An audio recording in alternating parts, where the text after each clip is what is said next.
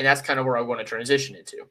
Is I know we've talked about the fact that Knowles left. There's some there have been some names thrown out as far as who could be the DC.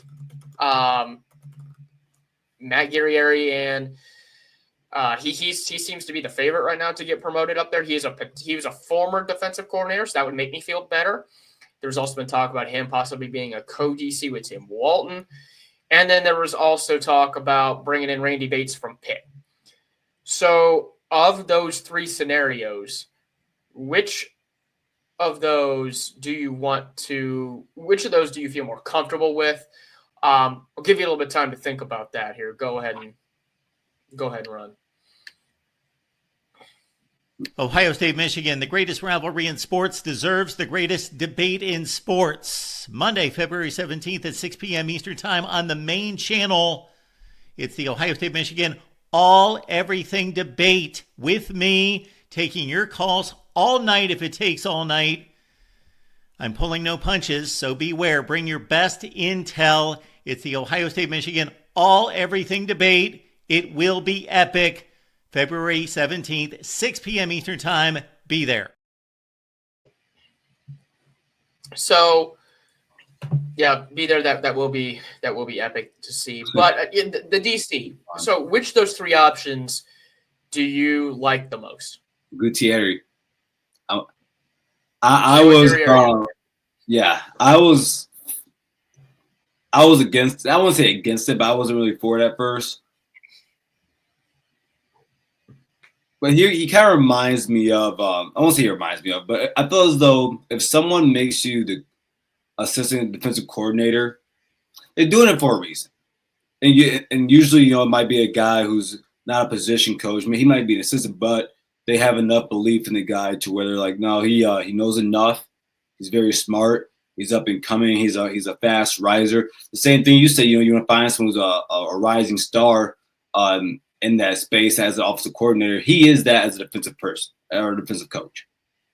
And I think that when you have someone that you believe in the Woody that you think that highly of, someone that, Ryan Day spoke about at the championship ceremony and yep. at the shoe.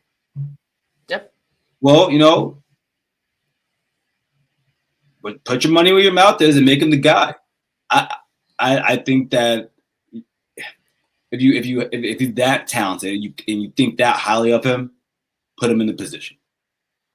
Yeah. So Guerrieri is obviously someone that they think extremely highly of. He is an Ohio native.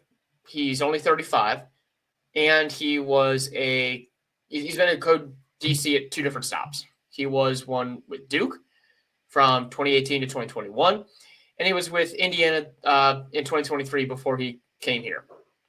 So he is someone that they feel is a rising star. They don't want to lose him. And in order to do that, this would be the way to go, to promote him either in a co-DC capacity or just give him the full reins. So he is someone, the safeties, it's hard to argue how well they it's hard to argue against how they played this season, with Lathan Ransom, Caleb Downs. For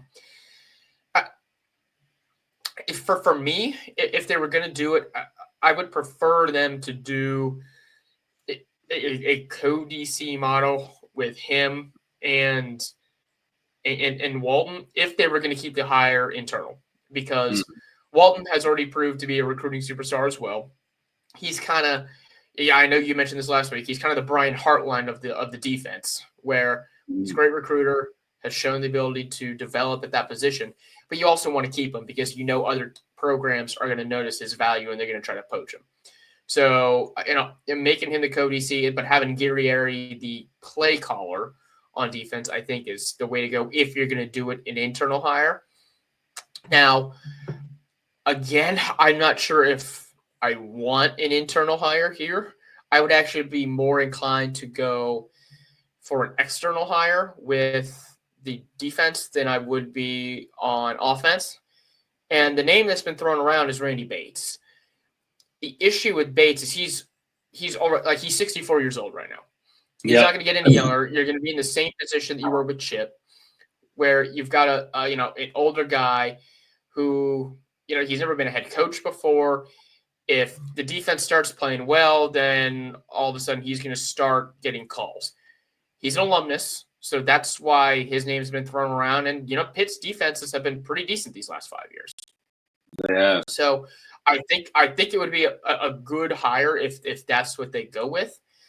I just worry about having to make this same decision 3-4 years from now where you're going to have to rehire. Which, again, that's the price of being great, and I hope they're great. Oh, for sure. And, I saw a lot of people say, why don't we – and this is a name I'm surprised is still in Iowa, but everyone's asking, why don't we call Phil Parker? Well, he's an older guy. You don't know if you want to bring him in. I would love Phil Parker, but he's shown no inclination to want to leave. So yeah, exactly. And if someone doesn't want to leave the state of Iowa, they don't want to leave the state of Iowa. Who am I to tell them? So, but I personally think it is time to make a switch to more younger coaches. Well, I'm not more younger, but younger coaches. I think this is the right time to do it. We just had Chip leave. We just had Jim leave. We have a very young one more person team. I would like to see leave. If you're talking about getting younger, there's one specific person. Oh man! I think we lost someone very, very vital because of him. Yeah, I think you're right. And for those who don't know, you're talking about Larry Johnson, the defensive line coach who's been holding on. Yeah, they did lose a replacement, quite frankly. He's part of the reason why Jim Knowles is no longer here. And at best, he's got 1 or 2 years left, like maybe. I'm kind of hoping that if there's a new DC hire who comes in externally, they're like, look, Larry, you're great, but I'm going to hire one of my own guys.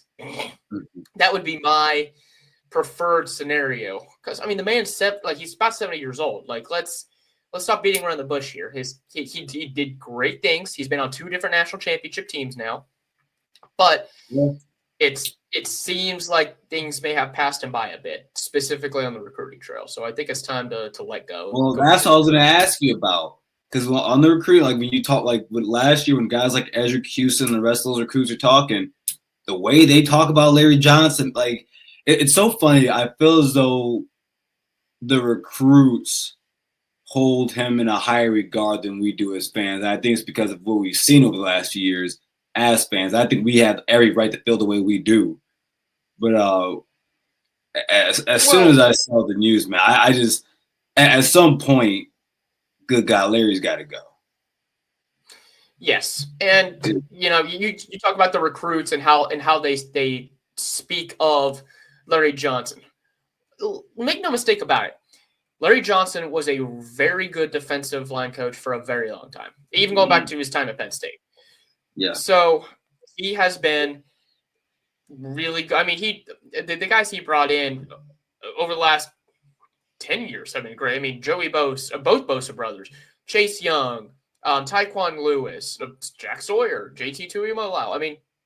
Those are some top stud recruits. But then you look at some of the recruiting classes they've had recently, and you see not just the star rating not as high as it used to be, but also the quantity of the defensive linemen they're bringing in has dropped as well. That's where I think the issue lies, because there are going to be programs out there which, they are doing it. They're negatively recruiting against Ohio State because of Larry Johnson's age and things of that nature. They're going to be like, hey, he's not going to be there very long. He's close to retirement. Why would you want to go play for him when he's not going to be there? So I think it's time to have a conversation. Yeah, and I want to get this comment from Christopher Sowers. Days and letting that happen, attempts saying so much respect for him. Having too much respect for someone can put you in a very bad situation. It really can. We saw that with some of the hires that Urban made. Just to make it non-Ohio State. You look at when Mark D'Antoni was at Michigan State and he kept Tressel's brother around way too long because you respect someone too much. You talk about Urban. The respect he had for Earl Bruce is the whole reason why Zach Smith was still on staff. Exactly. So I mean, eventually, just because you respect someone, man, doesn't mean you got to keep them on staff. I mean, I talked about it earlier in the season, or I'm sorry, we talked about it late in the season, where I think Ryan Day sometimes has a problem making sure that guys know that they are his subordinates, and Larry just happens to be one of those guys. Yeah. I mean, well, I don't think no, he finally told him, yeah, you're my subordinate and you're Jim Knowles' subordinate, after the Oregon loss. That was the only type that actually, that was the only time that actually happened. So I think it's time that they do move on from Johnson. But like you mentioned, the problem is that they had his replacement in-house and they let him get hired by somebody else. And for those of you who don't know, Chip Kelly was the only person to leave yesterday. Alan Clark is someone who helped the defensive line last year. He was a GA, but he helped with the defensive line each of the past 2 years. He has now been hired by Texas as their outside linebackers coach. So basically their edge rusher. Yeah. So now, not only do you lose your possible replacement, but he goes to another big-time program, and he's going to go help them, who, by the way, come into the shoe for the first game next year. So that, all in all, is not great. Yeah. And the thing is, I believe Clark would have – I think next season would have been would have been the season that he really needed, because the guys that we have next season, specifically on the edge, are more of the guys I think he wants to coach, more athletic, faster twitch guys like Caden Curry, like Jackson Jr., like CJ Hicks moving down there. So honestly, if you ask me, out of the 4 guys that left recently, that's the one that kind of upset me. That's the one that upset me. I mean, Justin Fry leaving, that was understandable. Because honestly, man, what he did this season, man, capitalized off of it. He deserves it. He deserves that raise to go to Arizona. Honestly, good for him. It was surprising. I talked about wanting him gone too.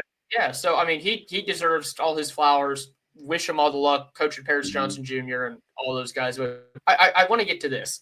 Oh, thank you. I was waiting for you to do it. Yeah. Knowles is not part of the reason why the defense was struggling early this season. Knowles is the only reason why this defense was able to rebound as quickly in the last few years. He took a defense that was allowing too many big plays, getting gashed game after game, and turned them into a top 5 defense in year 1. Not just this year, year 1. In this past year, he turned them into the best defense in the country. So Knowles was pretty damn good. There's a reason he's now the highest paid defensive coordinator in the sport. It's because he is that damn good. No one's a god, but he's the best defensive coordinator in the sport. So losing him is a big deal. Yeah, he may not be a god, but the football gods, they favor him. Let's not remember, we have time. Let's break this down for a second. Let's break it down. 2020, 2019, great. 2020, pretty good. Then you get 2021, which defense was just terrible. The worst that we have seen since 2018.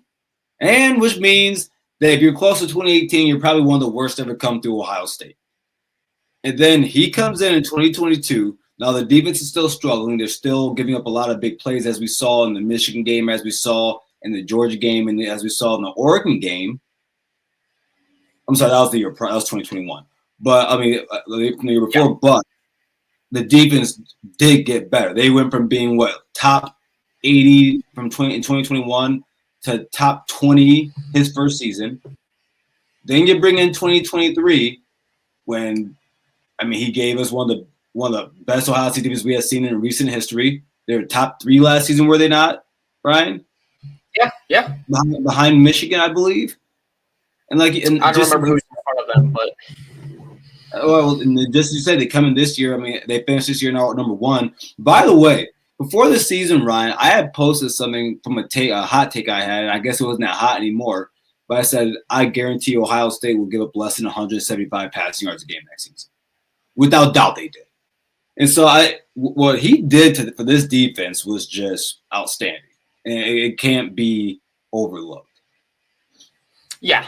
And also, they ripped Knowles. No, they set things straight because, quite frankly, it was Larry Johnson who was winning that struggle because he wanted the defensive line to play a certain way. And then he realized, oh, wait, this isn't working. Let me turn it over to Knowles, who has proven that he can actually have a good defense over this past, couple years. Larry, go sit down. So that's what happened, and that's why the defense got a lot better. So in 1 second. Wait, in Bootzilla, look, man, we don't have the name call here, but I'll give you some insight. So as someone that has played college football and been around a lot of guys that play college football and at a higher level than I have, there are specific guys, even once you get past the coordinators, even once you get past position coaches, there are guys that are seen as high risers and as rising stars in college and coaching. And then when they get a lot of guys are talking about them, and mind you, it's not just us. Go listen to the guys that my guys over at Best Damn Media, Mike, Ron, and all those guys. They will sit here and tell you the same thing. And go listen to Minister Sports. Go listen to Zach Smith. Go listen to Chris Drew. And when they talk about Alan Clark, they give him high praise. And there's a reason for that. There's a reason why Texas just took him away from us. They see the potential he has. There's a reason why they gave him the outside linebacker, basically edge rusher's coach position, because they see the talent he has and they know what he does. Dude, there's a lot of things they show videos of, and a lot of things the players have talked about with the things how they've got their hand movement, how they've gotten better at that because of him, not because of Larry, but because of him. Yep. But yeah, I mean, listen, man, you can call us morons, but I'm sitting here telling you, we know exactly what we're talking about when we talk about Alan Clark. Yeah, he's good. It's a shame to lose him.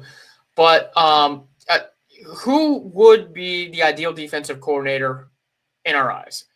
Jim Knowles. Who do you think? You said Jim Knowles? Yeah, of course. But in a post-Jim Knowles world, where do we go from here? Because, as we mentioned, Ohio State has to, they've got to get a new defensive coordinator. And the old defensive coordinator took a defense that was in the, they were like 50th in total defense and turned them into a top 5 defense the next year. So who do you think they are? Who would be the perfect hire for you? Perfect hire.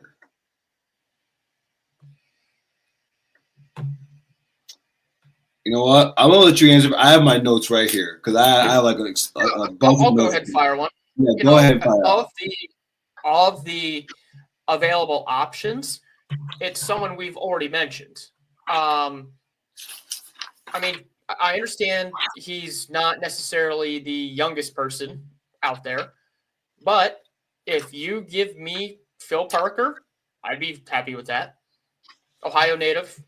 He is 61, but talk about someone who has done a lot with lesser talent. Iowa, yeah, they've had some good recruits in the past, but they don't get the top 5-star guys like Ohio State consistently gets because of their tradition, the facilities, and, their just history of winning. He's had to do it with 3- and 4-star guys. And he's been the defensive coordinator for over a decade now. Iowa always says, a top 25 defense in the country. He obviously would have a good handle on how to recruit in the Big Ten. And bringing him in would, I think, in my opinion, that would be the ideal hire. Now, it doesn't sound like they're going to get him, but I'd throw money at him and make him say no. Mm-hmm. So, yes, I think Phil Parker, take away his age. And first off, listen, I used to be an HR guy. We don't want to do ageism here. Phil Parker, if you want to come to Ohio State, please. I was HR too. Yeah, no ageism here. Bring them on. I'd be very thankful, sir. So I went back and I looked at the 2 names I had circled. It was Jim Leonard and then Dante Lynn. And Have I told you why I want him so badly? Who, Danton Lynn or Leonard? Danton Lynn. No.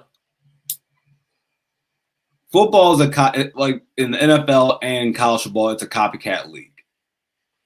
When I consistently see a specific type of defense work, I'm sold. Or even offensive scheme work, I'm sold.